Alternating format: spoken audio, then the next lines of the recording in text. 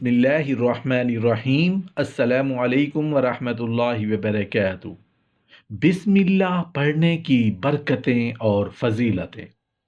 بسم اللہ اہل ذکر کے لیے بیش بہا ذخیرہ ہے، طاقتوروں کے لیے عزت ہے، کمزوروں کے لیے بچاؤ ہے۔ بسم اللہ دوستوں کے لیے نور ہے، بسم اللہ مشتاقین کے لیے سرور ہے، روحوں کے لیے راحت اور جسموں کے لیے نجات ہے۔ بسم اللہ دلوں کا نور اور نظام امور ہے، توکل کرنے والوں کا تاج اور عرفاء کا سراج ہے۔ بسم اللہ عاشقین کی غنا ہے، بسم اللہ اس ہستی کا نام ہے جو بندوں کو عزت و ذلت سے نوازتا ہے۔ اس ذات کا مقدس نام ہے جس نے آگ پیدا کی جو دشمنوں کی طاق میں ہے، جس نے اپنے دوستوں کے لیے اپنے دیدار کا وعدہ فرمایا ہے۔ بسم اللہ اس کا نام ہے جو واحد بلا تعداد ہے، باقی بلا قید ہے، قائم بلا عماد ہے۔ بسم اللہ ہر صورت کا آغاز ہے، خلوتیں بسم اللہ سے مہک اٹھتی ہیں، بسم اللہ سے عبادتوں کی انتہا ہے۔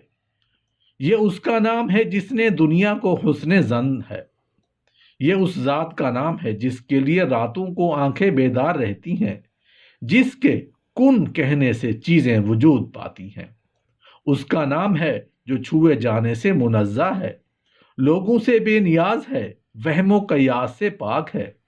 اللہ تعالیٰ نے اس شخص پر رحم فرمایا ہے جو شیطان کا پکا مخالف، گناہوں سے بعید، جہنم کی آگ سے خوف زدہ ہے، کثرت سے اعمال صالحہ بجا لاتا ہے، ذکر اللہ میں مگن رہتا ہے اور بسم اللہ کا ورد رکھتا ہے۔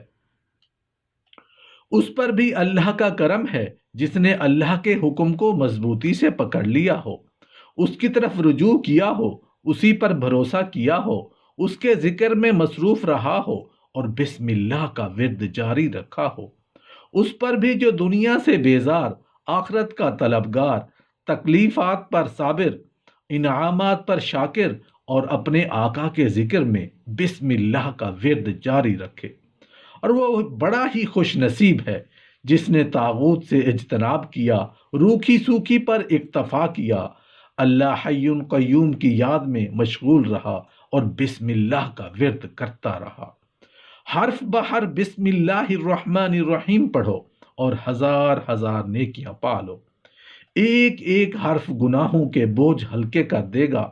جس نے بسم اللہ زبان سے پڑھا تو تمام دنیا اس کی گواہ بن جائے گی، جس نے بسم اللہ الرحمن الرحیم دل سے پڑھی آخرت اس کی گواہ بن جائے گی، اور جس نے بسم اللہ پوشیدہ ہو کر پڑھی اللہ اس کا گواہ بن جائے گا۔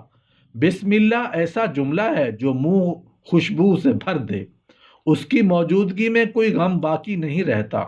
یہی کلمہ تمام انعامات کا تتمہ ہے، اس سے آفات و مصائب دور ہوتے ہیں۔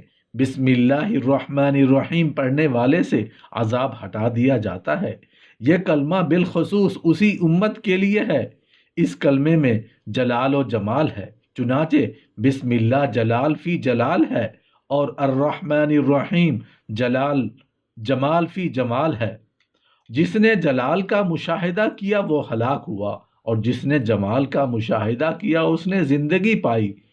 اس کلمے میں قدرت و رحمت دونوں جمع ہے۔